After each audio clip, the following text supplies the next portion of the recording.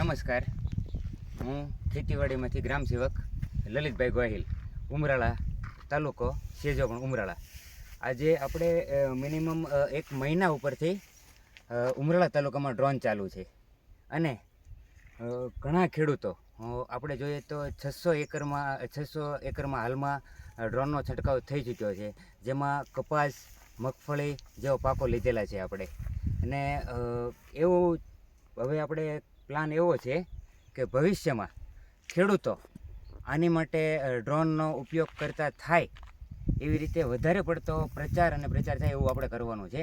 તો એક ખેડૂત મિત્ર છે કે જેણે અગાઉ દવા છંટાવી છે અને હાલમાં એના જ ખેતરમાં દવા છાંટવાનું ચાલુ છે, તો એના જ મોઢે તમે કહાની આખી સાંભળો.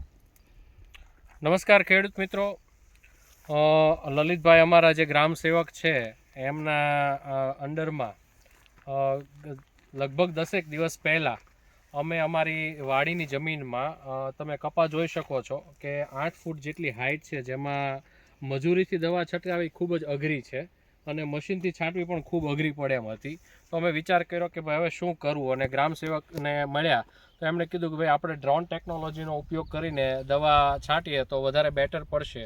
તો અમે ટ્રાય કરવા માટે પ્રથમ 10 વીઘામાં ડ્રોનથી દવા છાંટી અને આ ખેતર જોઈ રહ્યા છો 8 વીઘાનું, એમાં અમે મજૂર વડે હાથ વડે દવા છટાવી. અને 10 દિવસ પછી જ્યારે બંનેનો અંદાજ કર્યો અમે, તો લગભગ કપામાં આંખે દેખાયેલો ફાયદો આપણને ઉગીને આંખે વળગે એવો ફાયદો જણાઈ રહ્યો છે. સૌથી પહેલાં તો લલિતભાઈ અમને ફાયદો એ જણાયો કે ચૂસિયા પ્રકારની જે કાંઈ જીવાતો હતી કે લીલી પોપટી કે કથીરીની જે કાંઈ જીવાતો હતી એ આપણે 10 દિવસ પહેલાં જે સામેના ખેતરમાં છાંટી એમાં બિલકુલ છે નહીં. જ્યારે આમાં 10 દિવસ એની સાથે જ આપણે હાથે છાંટેલી, છતાં પણ આજે તમે સવારમાં આવ્યા તો ખૂબ બધી સફેદ માખી અને ચૂસિયા પ્રકારની જીવાતો જોવા મળેલી. અને અત્યારે આપણે આ છંટકાવ ડ્રોનના માધ્યમથી આ 8 વીઘામાં પણ કરી ચૂક્યા છીએ. બીજી વસ્તુ કે વર્તમાન સમયમાં આપણને મજૂરો મળવા ખૂબ જ અઘરા પડી ગયા છે, અને મળે છે તો એનાથી છટાવવું પણ આપણને ખૂબ મોંઘું પડે છે. સાથે સાથે મજૂરને આપણે એકલા મૂકી દઈએ છીએ અને આખો દિવસ એ દવા પાછળ જાય છે, તો આપણે ખેડૂતને પણ આખો દિવસ એની સાથે રહેવું પડે છે. તો એવા સમયે ડ્રોનથી જ્યારે દવા છટાવીએ છીએ તો દવા ઝડપથી છટાઈ જાય છે, ખેડૂતનો પોતાનો સમય બગડે છે અને મજૂર કરતાં સસ્તી પણ પડે છે. આ આપણો બીજો ફાયદો છે. ટેકનોલોજીનો ત્રીજો ફાયદો એવો છે કે સમય, શક્તિ અને નાણાં આ ત્રિવેણી સંગમનો આપણને આમાં ફાયદો થાય છે.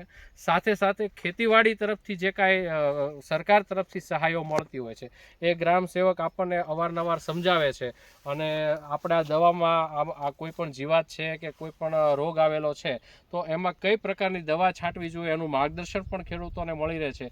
તો આ તમામ ફાયદાઓ જ્યારે આપણને મળતા હોય ત્યારે હું એવું સજેસ્ટ કરીશ કે ભાઈ આપણે ડ્રોનના માધ્યમથી નાનો કપાસ હોય ત્યારે ભલે 1-2 વખત આપણે હાથે છંટકાવ કરી લઈએ, પણ 5 ફૂટની હાઇટ થયા પછી કપાસમાં જો ડ્રોનના માધ્યમથી દવા છાંટવામાં આવે તો ચોક્કસ આપણને ફાયદો થાય છે.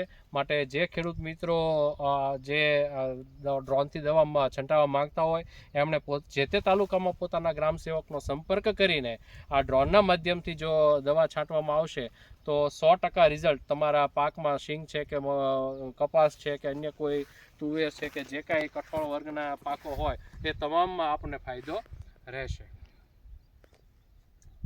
ખૂબ ખૂબ આભાર.